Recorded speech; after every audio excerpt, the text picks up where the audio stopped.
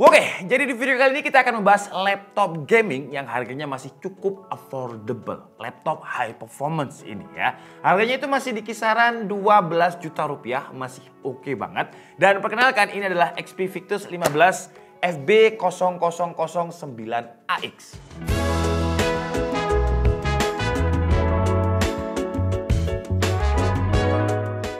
Sebagai reviewer, tugas kita adalah nyobain produk buat hasilnya itu di-share kepada kalian. Dan bisa jadi referensi buat nanti kalian ke depannya sebelum kalian beli. Tugas lain, saya juga harus mencari kekurangannya biar brand ke depannya itu juga berkembang ke arah yang lebih baik. Karena kalau brand itu barangnya bagus dan juga improve, pasti dapat exposure positif dan hasilnya customer suka karena barangnya bagus dan brand pun juga suka karena barangnya laris. Contohnya kayak XP Victus ini. Kita tahu tahun lalu XP bikin seri Victus ini dikasih spek bagus, performa bagus, harga oke, tapi kita kritik karena ada beberapa kekurangan yang harus dikompromi. Kayak layarnya ini, dulu itu kita kritik dia wobble, build quality-nya juga kopong untuk ukuran laptop gaming, tapi di XP Victus yang sekarang beda. Udah di-improve. Improve-nya dari segi desain dan juga build quality nanti aja kita bahas. Sekarang mungkin kita langsung loncat aja ke performa gamingnya. Sebelum masuk ke tes performa, kita coba lihat dulu ya untuk spesifikasi yang kita bahas ini. Karena XP Victus itu ada banyak SKU. Jadi untuk yang kita bahas ini, yang harganya 12 juta untuk GPU-nya, dia pakai RTX 3050 laptop GPU 4GB. Yang pernah kita bahas yang layarnya masih wobble itu pakai RTX 3060. Tapi harganya tentu lebih mahal. Kalau yang sekarang kan harganya ada di 12.265.000. Jadi masih cukup terjangkau untuk sebuah laptop high performance atau laptop gaming. Terus kalau untuk prosesornya, dia masih sama dengan Victus yang kita review tahun lalu. Jadi dia pakai Ryzen 5 5600H dengan TDP 45W dan RAM-nya ini 16GB DDR4 3200 MHz. Terus kalau untuk storage-nya juga udah standarnya laptop gaming di kelas harganya. Jadi kapasitasnya itu 512GB dan speednya juga lumayan kenceng. Dia ada di 3200 Mbps ketika kita tes pakai Crystal Disk Mark. Tapi sayangnya untuk storage ini dia nggak ada port SATA lagi kalau misalkan kalian pengen upgrade storage, dan slot M.2-nya juga nggak ada. Jadi kalau misalkan kalian mau upgrade storage, kalian harus ganti ke kapasitas yang lebih besar. Kalau untuk memori RAM, karena ini laptop gaming dan dia bukan LP DDR4 tapi DDR4, jadi RAM-nya ini masih bisa di-upgrade karena ada 2 slot. Jadi kalau misalnya kalian mau upgrade ke 64GB pun nggak ada masalah. Oke lah, jadi sekarang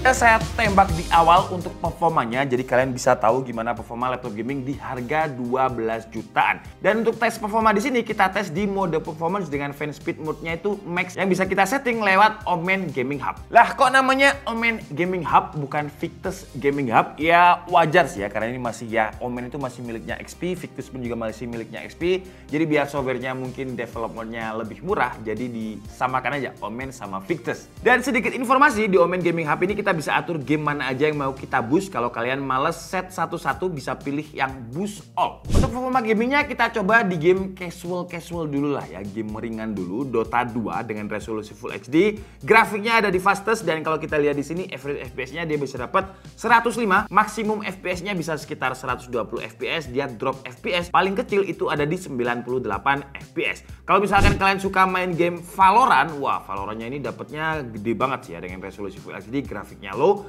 average FPS dia bisa dapat 265 FPS. Wah gila, ini sih FPS-nya tumbah-tumbah ya. Maksimumnya bisa tembus 302 FPS dan drop FPS-nya paling kecil itu di 104 FPS. Jadi masih angka FPS yang aman untuk game genre kayak Valorant FPS kayak gini. Lanjut kita naik dikit-dikit di Genshin Impact dengan grafik medium, resolusi sama Full HD, dia aman-aman aja di 60 FPS, gak ada masalah, dropnya itu di 57 FPS. Sekarang kita naik lagi ke game yang agak berat, game AAA. Kita coba dulu di Assassin's Valhalla. Resolusi Full HD, grafiknya ada di low, dan untuk average FPS-nya di game ini juga nggak ada masalah, dia dapat 50 FPS untuk average, maksimumnya ada di 97 FPS. Lanjut ke game Watch Dogs Legion dengan resolusi Full HD juga, grafiknya low, DLSS-nya itu ada di balance, ray tracing-nya ada di medium. Untuk average FPS dia dapat 53, maksimum FPS ada di 63, jadi masih aman juga. Cyberpunk, kita coba Cyberpunk ya dengan grafiknya low, resolusi Full HD, DLSS-nya sama dengan Watch Dogs tadi, balance dan ray tracing-nya ada di medium. Untuk average FPS di Cyberpunk dia dapat 46 FPS, maksimumnya di 47 FPS. Cuman di game Cyberpunk ini kalau misalkan frame-nya lagi padat dia bisa agak drop di 27 FPS. Tapi memang angka FPS yang cukup tinggi terutama di game Dota 2 dan juga Valorant tadi itu juga diimbangi dengan suhu temperatur yang lumayan ya. Jadi kalau kita lihat di sini di Dota 2 itu di kisaran 90 derajat Celcius, Celcius, Valorant juga di 90 derajat Celcius untuk suhu temperatur CPU-nya. Karena dua game ini memang CPU bound banget. Cuman kalau kita main game AAA kayak Assassin's Valhalla yang membagi antara CPU dan juga GPU temperaturnya itu di kisaran 74 derajat Celcius dan CPU temperaturnya dia lebih dingin. Dia ada stabil tuh di 80 derajat Celcius. Watch Dogs Legion juga polanya sama, GPU-nya sekitar 70 derajat Celcius, terus temperatur CPU-nya sekitar 80 derajat Celcius. Cyberpunk pun juga mirip-mirip dengan game AAA yang lain. Kalau untuk performa benchmark sintetisnya, ketika kita coba di sini bench R15 dengan skenario rata kanan, jadi laptopnya dicas. Kalau untuk single core-nya sih dia dapat 194 poin, multi core-nya ya standarnya Ryzen 5 5600 dengan skornya itu 1500-an poin, stabil. Menariknya kalau misalkan nggak kita cas, dia memang ada penurunan performa tapi nggak banyak-banyak banget. Dengan single core-nya itu 158 poin, multi core-nya di kisaran 1200 poin. Untuk suhu Cinebench R15-nya ketika kita pakai power, pakai adapter ya dia bisa nyolong-nyolong di 90 derajat Celcius, tapi diimbangi dengan CPU package power yang tinggi juga 60 derajat Celcius. Nah, kalau misalkan nggak dicas, dia nyolong-nyolongnya itu di 80 derajat Celcius aja dan powernya cuma di 35 watt. Dan untuk tes temperaturnya ini juga kita tes di 3D Mark dan hasilnya di Timespy stress test dia tuh lolos loh ya dengan skor 98,8%. Dan kalau untuk skor fast track-nya dia di 11.466, Timespy testnya itu di 5.098. Kalau kalian gunakan laptop ini untuk rendering dia juga aman karena ketika kita tes pakai Adobe Premiere Pro dengan template yang memang biasanya kita pakai, kita ekspor ke 4K ya, bukan Full HD, dia mampu merender dengan durasi waktu 2 menit 3 detik. Kalau kita pakai Blender dengan template BMW, CPU rendernya itu 4 menit 58 detik, tapi kalau kalian butuh cepat, kalian bisa pakai Nvidia CUDA-nya dan hasilnya untuk GPU rendernya 1 menit 12 detik. Wah, kencang banget. Untuk cooling sebenarnya dia udah bisa dibilang bagus ya, karena kalau kita lihat data tadi, apalagi di 3D Mark Timespy stress testnya dia lolos dengan skor 98,8%. Karena memang untuk coolingnya ini, si XP nggak nyebut coolingnya ini pakai sistem cooling apa, tapi intinya dia punya 2 fan dan juga 2 heat pipe yang pada saat saya tes panasnya ini cukup bisa diredam, terutama di suhu permukaan. Di suhu permukaan yang paling panas itu ada di 55 derajat Celcius dan paling rendahnya ada di bagian keyboard itu hanya 36 derajat Celcius. Jadi kalau kalian gunakan untuk main game di waktu yang cukup lama, tombol-tombol game kayak WASD, tombol arrow, tombol lain itu juga masih aman, nggak kerasa anget sama sekali. Sekarang kita masuk ke bagian yang tahun lalu Victus ini saya kritik karena build quality dan juga layarnya yang wobble. Wobble itu jadi kalau misalkan kita buka, sekarang dia juga bisa dibuka engselnya ini dengan satu tangan. Nah dulu kalau misalkan kita buka dia itu wobble. Wobble itu gini-gini. Nah ini memang masih agak lumayan wobble tapi nggak separah XP Victus yang dulu. Dia dibikin lebih kaku, terus build quality-nya juga di-upgrade. Secara bentuk dia juga lebih pendek dibandingkan XP Victus yang lama karena XP Victus yang lama itu kan 16 inch sementara ini 15,6 inch. Jadi dengan 15,6 inch-nya ini karena layarnya nggak terlalu berat jadi nggak se-wobble XP Victus yang dulu. Dan karena dimensi layarnya lebih kecil jadi dia lebih pendek sedikit dibandingkan seri yang lama. Cuman kalau untuk ketebalan laptopnya masih sama ya di 2,35 cm. Ya standarnya laptop gaming itu mentok menurut saya 2,5 cm, ini masih di bawah 2,5 jadi masih oke lah. Dan jujur saya lebih seneng yang seri baru ini dibandingkan Victus yang lama karena sekarang permukaannya lebih smooth dan gak se-fingerprint magnet kayak yang seri dulu. Terus perubahan lain di bagian bawah exhaustnya. Kalau saya jujur lebih suka yang dulu ya karena bentuknya ada kayak V gitu.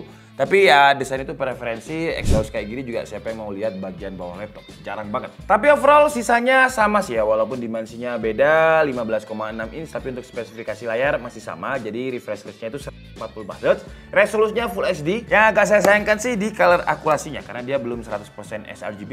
Tapi ya wajar sih ya kalau kita lihat kelas harganya 12 juta udah dapat laptop gaming yang high performance saja sebenarnya udah oke. Jadi komprominya ada di color akurasi yang belum 100% sRGB. Dia itu ada di 63% sRGB dan Adobe RGB-nya ada di 47%. Terus untuk konektivitas saya juga nggak ada komplain karena Wi-Fi-nya udah pakai Wi-Fi 6, Bluetooth-nya juga udah pakai Bluetooth terbaru, low power versi 5, portnya pun juga lengkap. Kita dikasih satu port USB Type-C, 2 port USB Type-A, port Ethernet, terus ada HDMI 2.1, audio combo jack dan port yang saya suka. Dan konten kreator lain pasti suka juga, yaitu port SD card. Kalau untuk keyboard dan touchpad ini udah standar rata-rata laptop gaming sih ya. Keyboardnya ini enak untuk dipakai ketik maupun main game. Dia juga Dengan shortcut penting seperti shortcut Omen Gaming Hub di sebelah tombol delete, dan dia full size lengkap dengan numpad. Cuman yang saya agak kurang srek di backlit-nya sih ya. Backlit-nya ini sebenarnya oke-oke aja, tapi dia cuman ada satu level backlit aja. Jadi kalau kita tekan Fn plus F4 nih, cuma ada backlit nyala dan mati. Gak ada pilihan level untuk keterangan backlit-nya. Untuk touchpad saya juga gak ada komplain, dia udah dimensinya ini lebar. Kalau misalkan kita browsing tanpa menggunakan mouse, gak ada masalah. Feel tactile-nya juga enak, smooth, dan juga udah support dengan Windows Precision Driver. Satu hal yang seharusnya perlu kalian perhatiin, karena biasanya banyak yang bilang ke saya kalau misalkan laptop gaming atau laptop high performance itu udah pasti yang paling bener lah. Kalau misalkan kita beli laptop gaming udah pasti bisa untuk semuanya lah. Contohnya kayak XP Victus ini, ya dia laptop gaming tapi untuk editing gimana? Kurang, karena dia color akurasinya belum 100% sRGB. Terus kalau kalian gunakan untuk meeting online, dia juga kurang karena webcamnya ini masih 720p 30 fps. Ya kalau misalkan tahun lalu sih 720p 30 fps udah menjadi standar memang, tapi kalau harganya udah di atas 10 juta, menurut saya yang paling bagus resolusi kameranya adalah di 1080p 30 fps. Dan sekarang kan udah 2023 ya, dimana orang itu meeting online itu udah menjadi habit, menjadi kebutuhan primer juga. Jadi seharusnya webcam di laptop itu standarnya menurut saya 1080p 30 fps. Jadi XP tolonglah ya.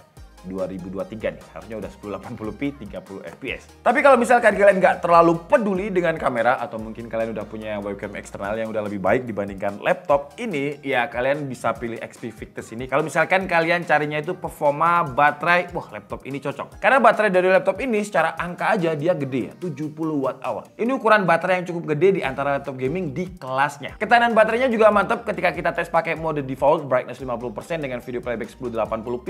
Hasilnya dia bisa tahan 10 jam. Jarang ya laptop gaming ketika kita tes pakai video playback dia bisa tahan 10 jam.